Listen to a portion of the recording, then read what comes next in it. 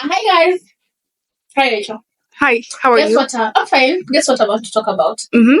Guess what do you mean? No, it's like, yeah, tell me. What are you going to talk about? The heat waves. Hallelujah. What about them? They're just crazy. Now, today is actually the second day we haven't gone to work. So what happened is on Sunday we got what do I call them? Notices. There was actually a state gazette, and in it was just like trying to explain how the weather conditions and the temperatures have really risen over the past few days. And consequentially, English professor. as a consequence, now kids are not to go to school. It was approximated for the next 2 weeks, right? Right. For the next 2 weeks, right? Mm-hmm. Yeah. So the question is simple. Because at least for me in my country, we haven't experienced such. Well, I know most times natural hazards or atmospheric conditions may cause some things to come to a standstill, but we've never experienced that. But then generally, what do you understand by a heat wave? I think heat waves are always there.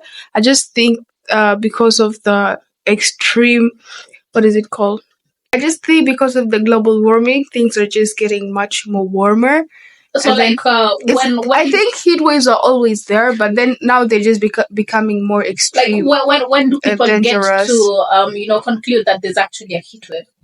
Well, there's people that study the weather, so like they can predict what like the weather, the degrees and stuff like Well, that. I did a little research and I found out that at least every region normally has its average temperatures that it experiences, and it is unique to a particular region.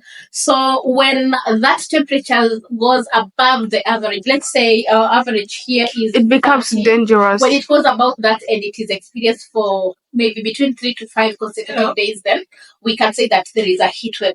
So actually this is what is happening in Juja currently. Okay. Temperatures are as Juja is a place in Kenya. Shut up. It's Juba. Since I'm loyal to my own country.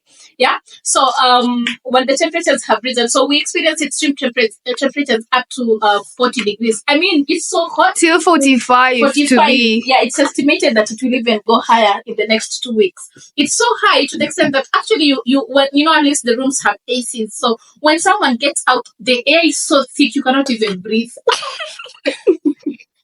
And even when you're in a car, like the conditions outside are even hotter than inside. It's crazy. And some people have been criticizing the temperature, saying that it can even boil an egg.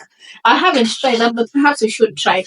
But then I think because the last day we were at school, the temperatures were a bit higher on Friday last week, and the ACs kept on going off. I don't know if it's the ACs or electricity, because everybody is using the ACs at the same time, so it becomes quite a lot for the energy to even sustain or the regulation of the whole thing. So what should someone do when there is a heat wave?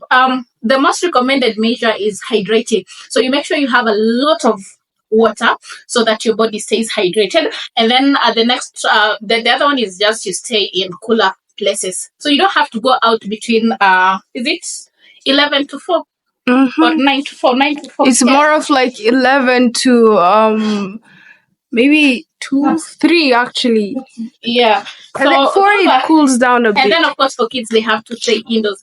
Anyway, we still working with that, and because of that we were given compulsory closure, because the consequence is according to the ministry or whoever gave that state release, they were like, if a school is found operating during this time, then their license will be withdrawn from them. And I guess nobody wants to be victim here, and so we're just waiting and see how it will all go. So I think you've learned something about a heat wave. I'll see you in the next one. Bye. Bye.